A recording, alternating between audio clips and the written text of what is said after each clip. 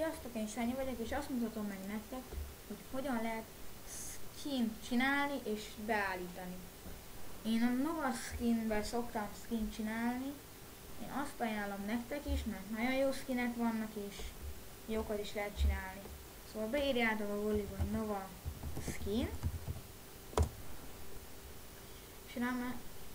és majd betöltődik, rámentek arra, hogy Minecraft Skin Editor,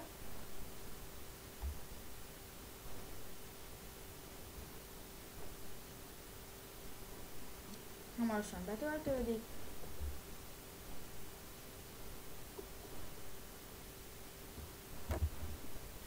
Betöltődött, akkor itt, ha ismertek egy jó Minecraftot, beírjátok a nevét, és kiadja a skint róla, ha le van fényképezve és van róla a skin, akkor kiadja, és azt is beállíthatjátok. Aki akar, itt tud magának külön skin csinálni, nekem ez a skinem, és ha kész van a skin, rámentek arra, hogy Save.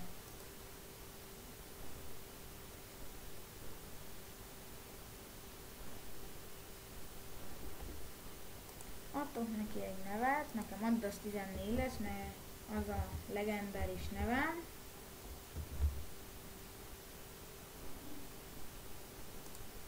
És rámentek a Save gombra. És itt fölül kiadja download, rámentek.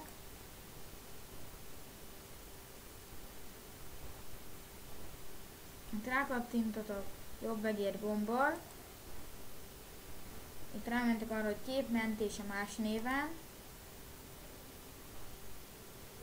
Azt arra mentjük, és az lesz a neve nekem, hogy A14. És mentés. Megnézzük, hogy van-e rajta vírus. Nincs, sikeresen letöltődő.